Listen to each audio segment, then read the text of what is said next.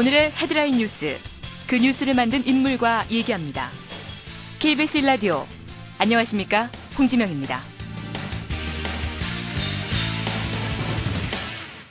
6월 국회가 오늘 개회합니다. 서민 정책을 둘러싼 여야의 정책 대결이 예상되는 가운데 저축은행 사태에 대한 국정조사도 국회를 뜨겁게 달굴 전망입니다. 민주당 박영선 정책위 의장 연결해 보겠습니다. 안녕하십니까? 네, 안녕하세요. 네. 내년 총선 앞두고 이 중요한 시기에 정책위 의장 맡으셨는데 늦었지만 축하드립니다. 네, 감사합니다. 최초의 민주당 여성 정책위 의장이다 이런 의미도 부각되고 있던데 임기는 1년입니까? 임기가 보통 1년 정도 되는데요. 딱 예. 임기가 정해져 있는 것은 아닙니다. 네. 그렇군요. 앞으로 어떤 부분에 주력하실 생각입니까? 국민이 가장 힘들어하는 것이 무엇인지 민생 진보를 계속해 나갈 생각입니다. 네. 저희 민주당의 민생 진보는 크게 세 가지 원칙을 정했습니다. 첫째, 사람에 투자하고 미래에 투자한다. 그리고 두 번째는 기회균등을 이루어야 되겠다. 네. 그리고 세 번째는 권력 독점을 타파해야 되겠다는 것이죠. 예. 그래서 지금 사람에 투자하고 미래에 투자한다는 원칙 아래 지금 민주당이 반값 등록금 문제를 지금 이제 집중적으로 제기하고 있습니다. 예. 반값 등록금은 이미 올해 이제 1월부터 민주당이 이 문제가 심각하게 사회화될 것이라고 예측을 하고서 저희가 준비를 했던 것입니다. 예. 네.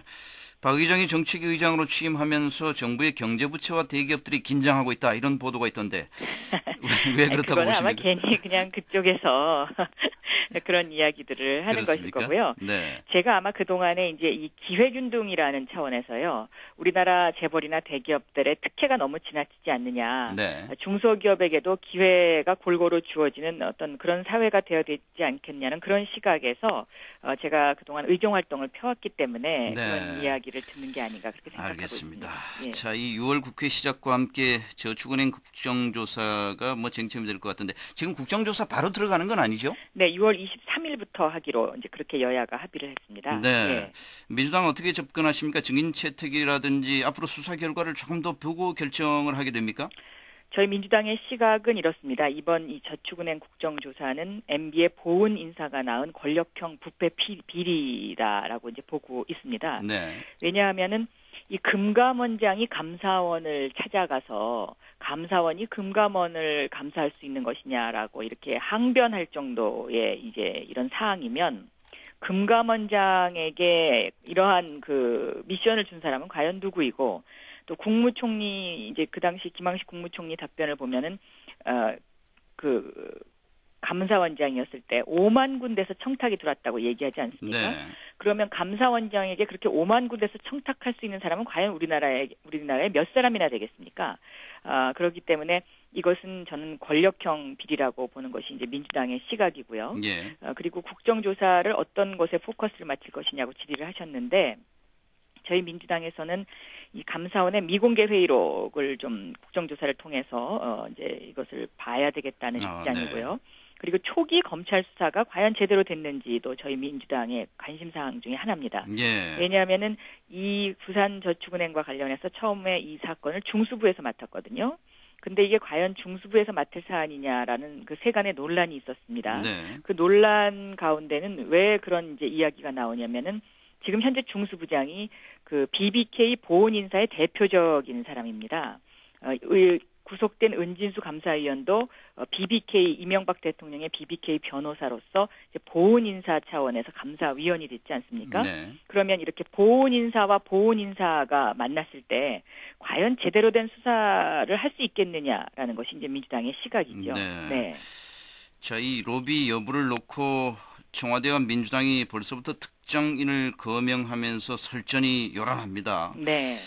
수사를 좀 지켜봐야 되는 것 아닌가요? 물론 수사를 지켜보죠. 저희가 이제 지금 수사를 지켜보는 이제 그런 입장인데요. 예. 지금까지 지켜본 그 수사의 진행 상황을 봤을 때 초기 수사가 너무 느리게 진행됐다라고 저희는 보고 있는 것이죠. 네. 왜냐하면은 기억하시겠습니다마는 그 일종의 기득권층에서 먼저 사전에 이 부산저축은행이 문 닫는 것을 알고 돈을 빼갔다 그러지 않았습니까? 그러면 그 빼간 사람이 누구이고 그렇게 빼갈 수 있게 해준 사람이 누구인지 정도는 네. 얼마든지 쉽게 알 수 있는 것이거든요. 그러나 검찰은 지금까지 그러한 사실에 대해서도 답하지 않고 있습니다. 예. 그리고 뭐 이런 저축은행 사태뿐만 아니라 삼화저축은행 같은 경우에는 이제 서울지검에서 지금 하고 있는데요. 삼화저축은행에 관한 수사와 관련해서는 지금 전혀 진척이 과연 어느 정도나 됐는지, 그리고 지난주 금요일에야 뒤늦게 이제 압수수색을 들어갔어요.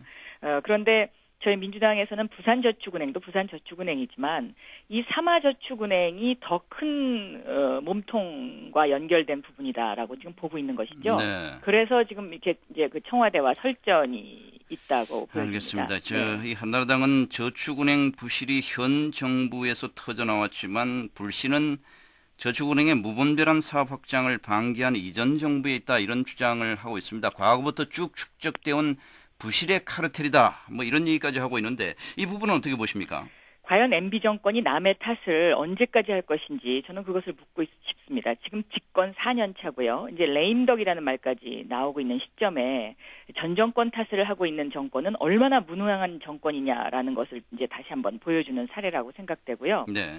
이 저축은행 사태는 MB 정권 들어와서 부동산 경기가 냉각되면서 자금 회전이 제대로 안 되니까 저축은행들이 그 위기를 넘겨보려고 현 정권의 권력 실세들에게 이제 로비를 하기 시작하면서 이것이 이제 완전히 부패로 이제 연결된 이제 이런 형태의 사건이죠. 네. 그런데 이것을 요 위기를 모면하려고 그 전 정권 탓을 하는 것은 결과적으로 말하면 이 정권이 얼마나 무능하고 부패했다는 것을 다시 한번 보여주는 그런 것이라고 생각하고 있습니다. 네. 청와대는 이런 주장도 또 하고 있어요. 문제를 만든 사람들이 사활을 걸고 기득권을 지키기 위해 지푸라기라도 잡는 심정으로 감사원, 금융당국, 청와대를 상대로 저축은행 퇴출 저지를 시도했을 것이다, 이런 얘기를 하는데 굳이 책임론을 제기한다면 네. 전 정권도 자유로울 수 있다, 이렇게 생각하십니까? 모든 사태가 이 정권에 들어와서 이제 일어나는 것인데요. 뭐 예를 들면 유상증자 문제라든가 이런 것들이. 근데 야당이 뭐를 부탁한다 그래서 그것을 네. 들어줄까요? 상식적으로요? 저는 그거는 좀 이 정권이 좀 너무 이 사태에 대해서 지금 이 사태에서 빠져나가기 위해서 그렇게 하는 것이고요. 사실 이 저축은행 사태는 전두환 정권 시절에 장영자 시대로 이제 금융 자체를 그렇게 한 거죠.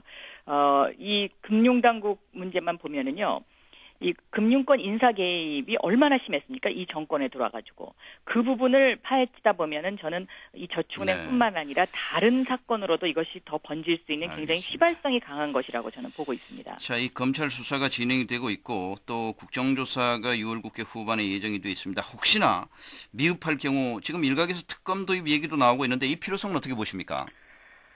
수사가 미흡하다면 특검도 해야 되겠죠. 그런데 저는 이번 저축은행 사태를 보면서도요, 특수수사청이나 고위공직자에 관한 공수처가 왜 필요한지를 다시 한번 절감하게 하는 저는 그런 사건이라고 생각합니다. 네. 예를 들면 지금 이제 검찰 개혁에서 이 특수수사청 부분을 한나라당이 반대를 하고 있는데요. 한나라당이 왜 특수수사청 설치를 반대하는지, 그 이유의 배경에는 이러한 이번 MB 정권을 들여다보면은 이런 부패의 고리가 많이 엮여 있기 때문에 특수수사청 설치를 반대하는 것 아닌가. 예. 저는 이렇게 질문을 드리고 싶습니다. 예. 알겠습니다. 자, 화제를 좀 바꿔서 반값 등록금 이른바 얘기를 좀 해봐야 될 텐데 네. 지금 일정 학점 수준 이상인 학생들에게만 지원하자, 이런 내용이 나왔어요. 민주당 안에서도 한나라당에서 어떻습니까? 그런 이야기를 하고 있죠. 민주당 안에서도 무슨 C학점 이상을 기준으로 하자, 이런 얘기가 좀 있습니까? 그런 얘기는 아직 이제 저희는 논의는 하지 않고 있는데요. 네. 이 등록금 문제는요, 일을 하면서 학교를 다니는 아이들에게 더 절박하고 절실한 것이라고 저는 보고 있습니다. 부모로부터 등록금을 받아서 공부하는 아이들의 문제가 아니고, 자기 등록금을 벌어가면서 일하는 아이들의 저소득층 아이들의 문제라고 저는 보고 있는데요. 예. 그렇게 되면 이 아이들은 일을 하고 공부를 하다 보면 학점에 아무래도 좀 영향을 받게 되겠죠. 그럴 수 있겠죠. 그래서 한나라당이 내건 이 비학점 이상의 등록금, 이것은 마치 카이스트가 징벌적 장학금 제도를 도입하는 거하고 크게 다르지 않다라고 보는 것이 저희 민주당의 시각이고요. 그런데 이 학점 문제를 좀 더 여유를 가지고 네. 봐야 되겠다 생각하고 있습니다. 지원을 받은 이후에도 계속 비학점 이하의 성적이, 그러니까 일정 수준 이하의 성적이 계속 나온다면 그래도 계속 지원해야 될까요? 이런 문제는 어떻습니까?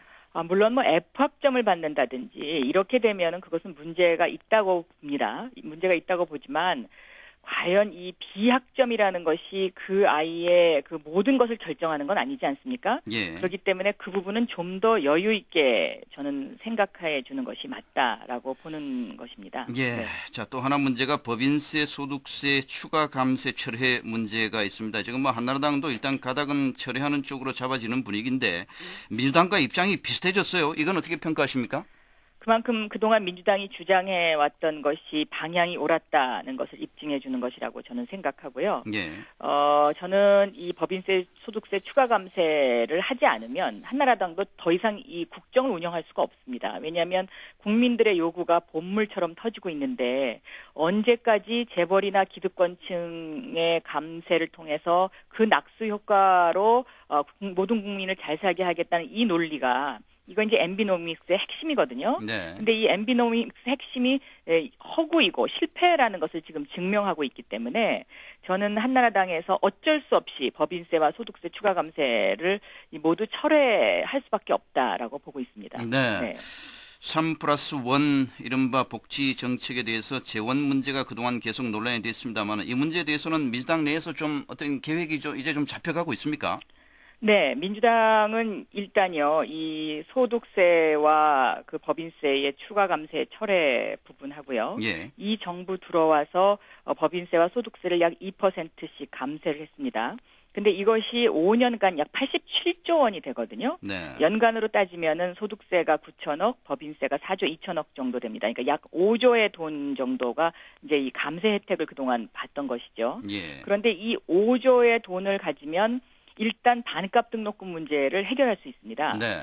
그러니까 이 정부가 국정기조를 바꿔야 된다고 저는 보고 있는 것이죠. 예. 그러니까 나머지 무상급식, 무상의료 뭐 이런 문제는 어떻게 됩니까? 그런 문제 재원은? 무상급식과 무상의료 부분도요. 저희가 지금 이 재원 문제와 관련해서 검토를 하고 있는데요. 7월 달에 아마 종합적인 대책을 발표할 7월에. 예정으로 있습니다. 네. 그런데 현재까지 이제 그 검토한 그 안 중에 예를 들면 대기업들이 이제 법인세를 22%가량을 이제 내는 것으로 돼 있는데요. 예. 이 대기업들한테 실제적으로 조세 특례가 주어져 가지고 대기업들이 내는 법인세가 22%가 아닙니다. 한 19% 정도 되거든요. 네. 그러면 대기업에게 지나치게 특혜가 돌아가는 부분은 없는지 이런 부분을 좀 다 점검해 볼 필요가 있습니다. 그래서 그런 부분에서의 재원 조달 문제라든가 이런 것들을 전부 합산을 해서 7월경에 저희가 종합적으로 이것을 국민들에게 알려드릴 생각입니다. 예, 알겠습니다. 네. 이 질문 드릴 게 많은데 기타 네. 현안들에 대해서는 차차 얘기 듣기로 하고요. 예, 예. 오늘 시간 때문에 여기까지만 하겠습니다. 네. 잘 들었습니다. 네, 감사합니다. 민주당의 박영선 정책위 의장이었습니다.